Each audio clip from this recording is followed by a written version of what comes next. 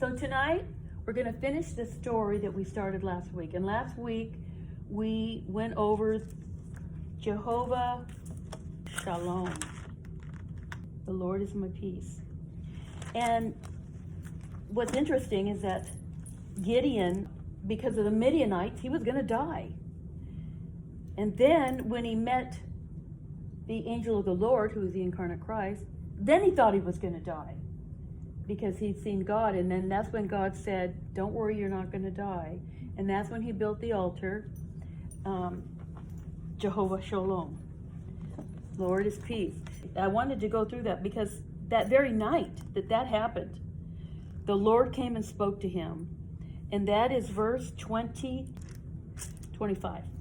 And it came to pass that the Lord that very night spoke to him and said, take your father's young bullock, even the second bullock of 7 years old, and throw down, meaning tear down the altar of Baal that your father has, and cut down the stronghold that is by it. They're calling that a grove. So his father was worshiping Baal. In fact, the whole town was. Gideon might even have been worshiping Baal. Okay. But anyway, it was Canaanite God.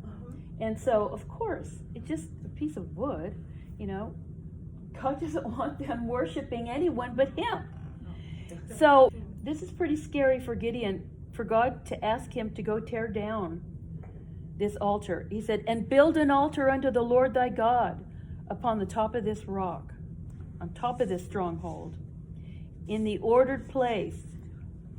And take the second bullock and offer a burnt sacrifice. Now listen to this. With the wood of the grove, which you shall cut down. The grove was where the statues were to Ashtaroth, which is another Canaanite god. He's saying, cut up that statue, and we're going to use that for the wood on my altar. Yeah, that's... He's making a point, and it takes a lot of courage for Gideon. So, verse 27, then Gideon took 10 men of his servants and did as the Lord said unto him. And so it was, because he feared his father's household. This was his father's household was about 1,000 people. And so he was afraid. And not only that, all the men of the town worshiped up on this mountain. He was afraid that he could not do it by day, but he did it by night. So here's the thing about that. He did it. Okay, he couldn't do it by day. He was afraid, but he still did it. He still obeyed God, and God honored that. And when the men of the city rose up early in the morning, they rose up early to worship Baal, and the altar of Baal was cast down, and the grove was cut down, and the second bullock was offered on the altar. And they said one to another, who hath done this thing? And when they inquired and asked, maybe one of those 10 men who was with him squealed, said, Gideon, the son of Joash, has done this thing. Then the men of the city went to Joash, bring out thy son that he may die. Okay, first the Midianites are going to kill him. He's afraid of that. Then he's afraid God's going to kill him. And now all the men of the city want to kill him. This guy's in a bad way. Because he has cast down the altar of Baal, and because he cut down the grove that was by it. And Joash, his father, said, all that stood against him, will ye plead for Baal? Will ye save him? He that will plead for him, let him be put to death. He's saying, if you're going to... And this guy was a Baal worshiper. But see, this is what happened when one person stands up in faith. Now his father is standing up with him. And he's saying, hey, let Baal plead for himself. He that's going to plead for him, let's put him to death. If any of you want to plead for Baal, let's put you to death. He's really had a change of heart. And then, if he be a god, let him plead for himself. Right? If he's a real god, can't he just do his own fighting? Because one has cast down his altar. Therefore, on that day, his father called him Jerubbaal, which means, let Baal plead. He gave him that name because he put that altar and Baal could just plead for himself. 33. Then all the Midianites and the Amalekites and the children of the east were gathered together and went over and camped in the valley of Jezreel. Now, you got to think about, these are so many people. They're innumerable. It says their camels were as the sand of the sea. So you think it would be stupid to camp in a valley. But they didn't have to worry because they had numbers.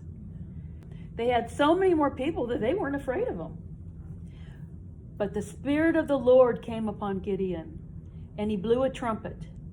And Abiezer gathered after him. Abiezer is his family, which was about 1,000 people. But the first thing he did when the Spirit came upon him was he blew a trumpet. And you know what a trumpet is for? It's the sound of war. So when the Spirit came on him, it's immediate. We're going to war. And he sent messengers throughout all Manasseh, that's his tribe, who also were gathered after him. And he sent messengers to Asher, these are other tribes, and Zebulun, and to Naphtali. And they came up to meet them. Now all of a sudden, just think about it. One man's obedience to God, even in fear. Then his father, then his father's family, then his tribe, the whole tribe of Manasseh, and then all these other tribes. It's amazing what one man obeying God, what can happen. Okay, so Gideon, even though he has the Spirit, he's still afraid. And you know, I had the Holy Spirit, and sometimes I'm afraid. So all because you have the Holy Spirit doesn't mean you're never going to be afraid. But what David said, at what time I am afraid, I will trust the Lord. Not that I won't be afraid, but I'm going to trust him when I am afraid. But anyway, Gideon said, I've got to test God just one more time to make sure this is really the real deal. And Gideon said to God, if you will save Israel by my hand, as you have said, I'll put out a fleece of wool on the floor. And if the dew be on the fleece only, and it be dry on all the earth beside, then I know that you're going to save Israel by my hand. So it's called putting out a fleece. You put out this fleece, but when you think about it, a fleece is furry. You would think that the dew would go on there anyway. And it was so. For he rose up early in the morning and thrust the fleece together and wringed out dew of the fleece a bowl full of water. And Gideon said unto God, don't let your anger be hot against me, but I'm going to ask you just this once. Let me prove, I pray thee. But this once with the fleece, let it now be dry on the fleece, and upon the ground let there be dew. So this would be more obvious, because the fleece would naturally pick up the dew. But now he's saying, I want the fleece dry, and then the dew all around. He's putting God to this test. And you know what? God stoops down and answers him. And verse 40, and God did so that night, for it was dry upon the fleece only, and there was dew on all the ground. Chapter 7, then Jerubbaal, who is Gideon, and all the people that were with him rose up early in the morning and camped beside the spring of Herod, so that the host of the Midianites were on the north side of them by the hill Moreh in the valley.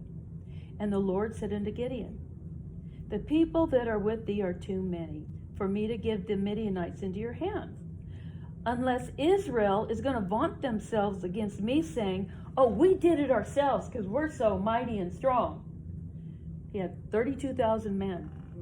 And God says, now therefore, go to proclaim in the ears of all the people, whosoever is fearful and afraid, let him return and depart from Mount Gilead.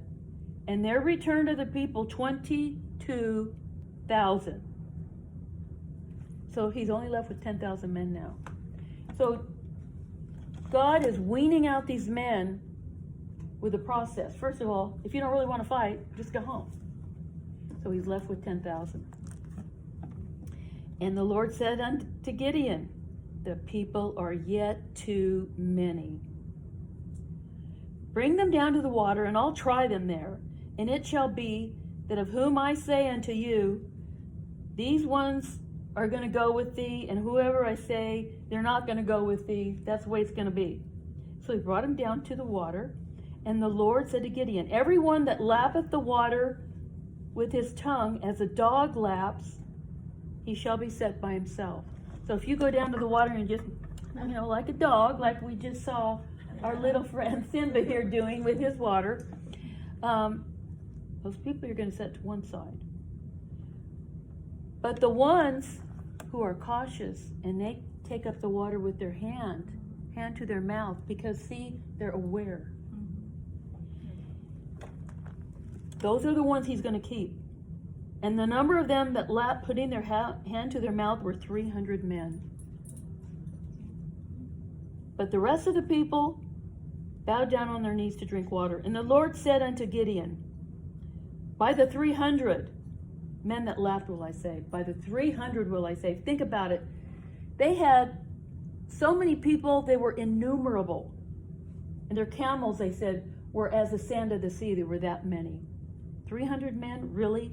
And not only that, they didn't have weapons. A Midianite had confiscated every sword, everything. By the 300 men that lapped will I save, and deliver the Midianites into thine hand, and let all other people go every man to his place. So he's saying all the other ones that got down like a dog and drank, they can go home.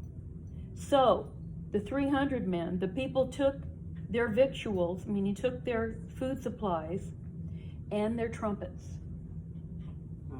in their hand, and he sent the rest of Israel, every man unto his tent, and retained those 300 men, and the host of Midian was beneath him in the valley. And it came to pass the same night that the Lord said unto him, arise, get thee down into the host, for I have delivered them into your hand.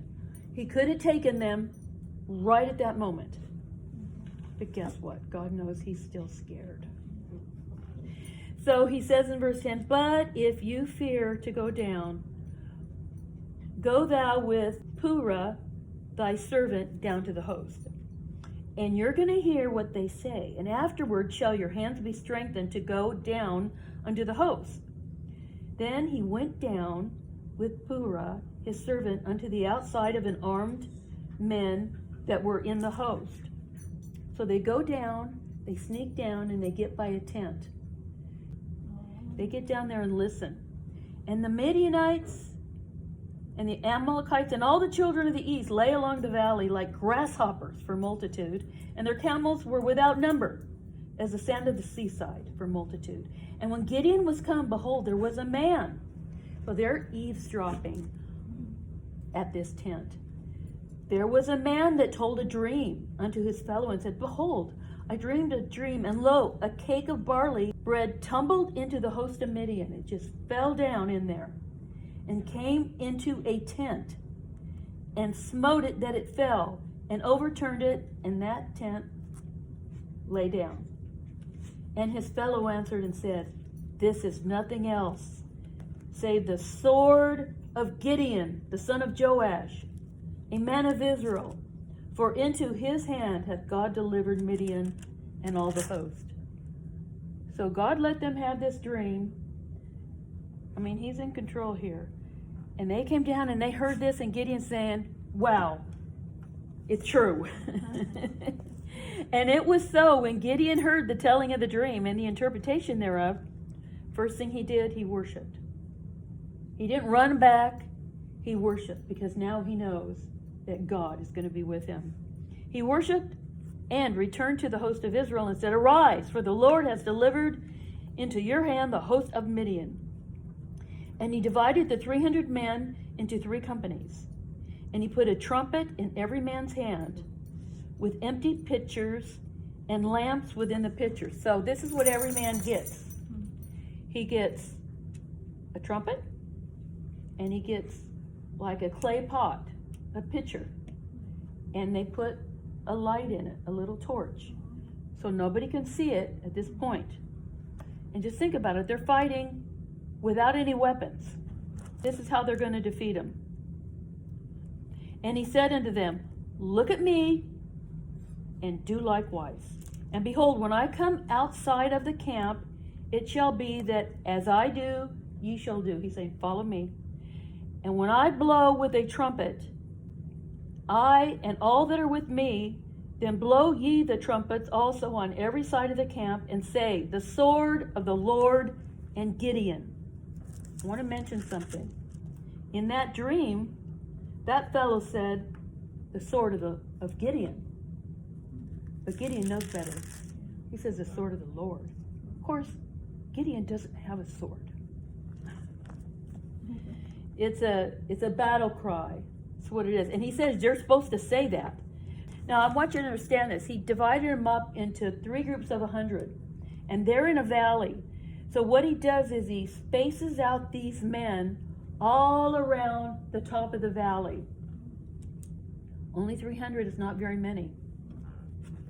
But this is what's going to scare these people to death. So Gideon and the 100 men that were with him came unto the outside of the camp in the beginning of the middle watch. Okay, they're coming in the middle of the night. Everyone's sleeping. And they had but newly set a watch. And they blew the trumpets and brake the pitchers that were in the hand. Now I want you to imagine these people sleeping. All of a sudden, this huge noise blaring. And then when they break their pitchers, all of a sudden there's light all around the camp. It looks like a lot of people. Yeah. And then the noise was just frightening. But there's a little bit more to it. And the 3 companies blew trumpets and brake their pitchers and held their lamps in their left hand and their trumpets in their right hand and blew withal and cried, the sword of the Lord and Gideon. And they stood every man in his place round about the camp. They just stood there and did this. And then all the people in the camp, they started getting confused. They ran and cried and fled. And the 300 blew their trumpets, and the Lord set every man's sword against his fellow. God caused confusion in that camp. They woke up in the middle of the night. It's dark. They don't know who's who, and they just start killing. They think there's a whole army attacking them, and they end up killing each other. Yeah, God knows what he's doing. And the Lord set every man's sword against his fellow, even throughout all the host. And the host fled to Bethshittah and Zeraroth, and to the border of Abel Melohah unto Tabbath. And the men of Israel gathered themselves together out of Naphtali and out of Asher and out of all Manasseh and pursued the Midianites. Now everyone's coming out of their tents. Now that they've pretty much scared them off, so now all the ones who went home and all that, they've all gathered together and they're going to chase these guys out of here. But let me tell you what's really happening. It's not just a battle. You've got to remember what God told Gideon to do to begin with. Tear down that altar to Baal and put an altar to the Lord.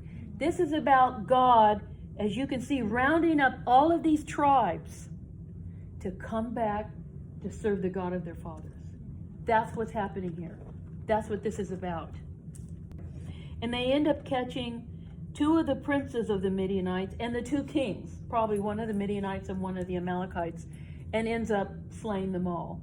So it's a total victory that God got for them. But the thing I want you to remember, it all started with one man just believing and obeying God. And that's all it takes still today. If just one man will believe and have courage. Okay, that's my message.